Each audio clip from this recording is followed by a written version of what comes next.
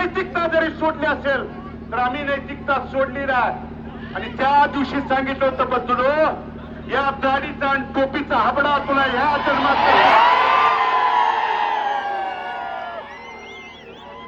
21ला पोट निवडणुकीत रणांगणात पळून गेला,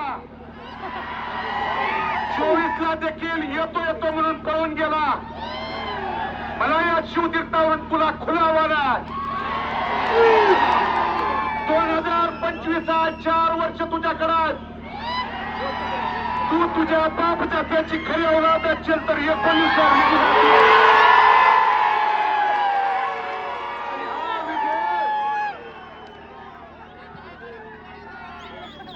हा विजय 1, 2, 3 11,136 मतांनी दिला. आणि म्हणून बंधूंनो, मला तुम्हाला सन्मानपूर्वक आवर्जून सांगायचं आहे,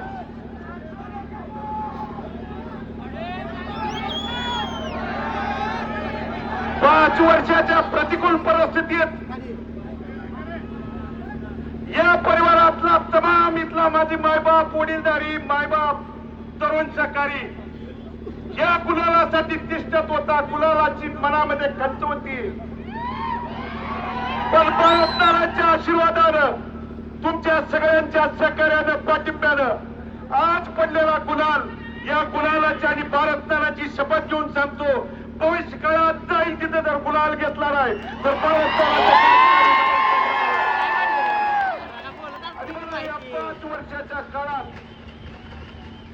इथल्या तमाम मायबाप, जनतेनं, वडीलधाऱ्यानं, तुमच्या सगळ्यांच्या सहकार्यानं, आशीर्वादानं मी या प्रतिकूल परिस्थितीत अनेक त्या ठिकाणी माझ्यावरती आरोप झाले.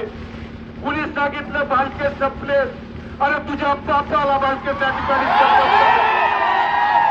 आणि म्हणून मी इथल्या पंढरपूर शहर आणि तालुक्यातल्या आणि मंगळवेढा तालुक्यातल्या देखील पंढरपूर मधली निवडणूक झाली. बंधूंनो, इथं गप बसल वाटलं, मंगळवेढ्याला आला आणि मंगळवेढ्याला काय म्हणला, पंढरपूरच्या निवडणुकीचा विजय म्हणजे काळ्या दगड्यावरची पांढरी रेघ आहे.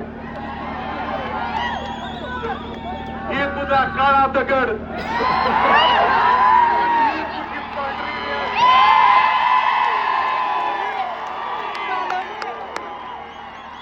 नुसत्या पंढरपूरचा गुलाल नाही तर मंगळवेढचा देखील गुलाल त्या ठिकाणी घेऊन आले. आणि इथून पुढच्या काळात जिल्हा परिषद असेल, पंचायत समिती, पण बंधूंनो, खऱ्या अर्थानं अंतकरणपूर्वक, ऋणपूर्वक कुणाचं ऋण व्यक्त करायचं असेल तर भगीरथ या 5 वर्षात लढला. त्या लढायला बळ इथल्या खऱ्या अर्थानं उपस्थित माझ्या बायबाप, तरुण सहकार्यांनी, माता भगिनीने आणि सहकार्यांनी दिलं.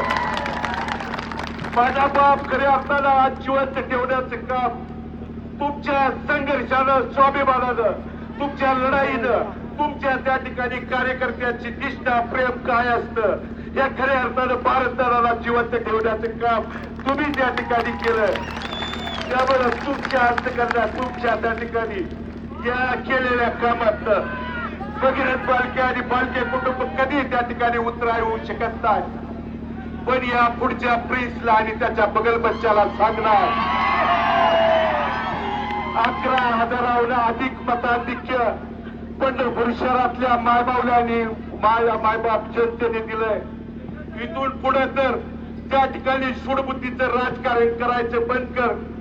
कारण बंधूंनो, इलेक्शन मध्ये त्या ठिकाणी सरकार बाजार म्हणून हाताशी धरून एक गुन्हा केला, दुसरा त्या ठिकाणी केला.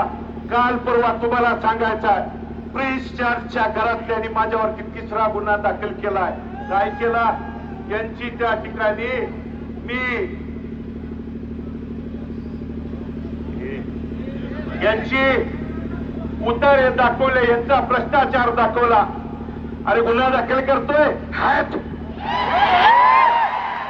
आणि उद्यापासून तुझ्या या 40 वर्षाचा पापाचा घडा पंढरपूर शहरातल्या तमाम मायबाप जनतेला पुराव्यानिशी जसं त्या ठिकाणी शिवतीर्थावरून दाखवलं.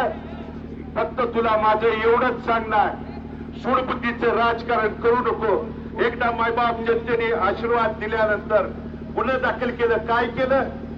आबरू नुकसानीचा माझ्यावरती गुन्हा दाखल केला. अरे तुला जेवढी थोडी आबरू राहिली ती या निवडणुकीत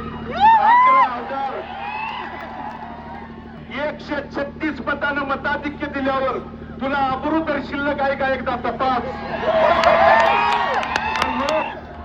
उद्यापासून प्रणिता भालके आणि तीर्थक्षेत्र विकास आघाडीच्या बंधूंनो, कारण या भगीरथ भालकेंनी इथल्या मायबाप जनतेला शब्द दिला की प्रणिता भालके आणि निवडून गेलेले सर्व सन्माननीय नगरसेवक काम करायला सक्षम आहेत.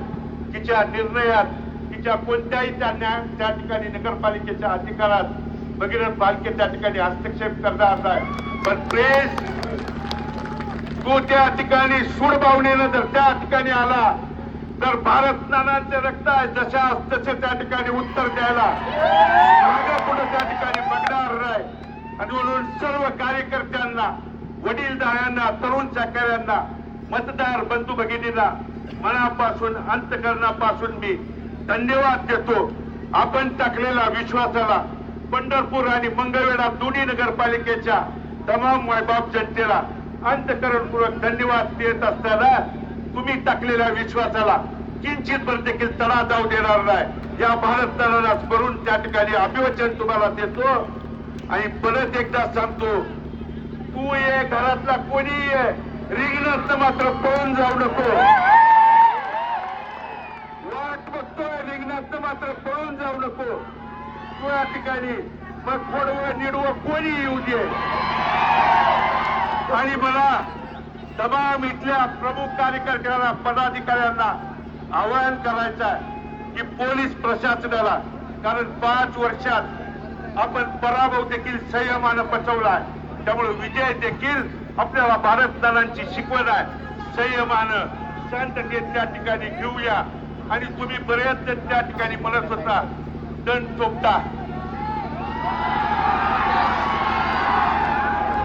अरे दंड यासाठी आहे, दंड यासाठी ठेवलाय, त्याला रिंगणात तर येऊ द्या.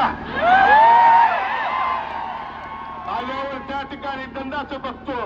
फक्त या टोपीची, या दाढीची तुला कळायला ही जन्म त्या ठिकाणी जाईल, एवढंच या निमित्तानं सांगतो.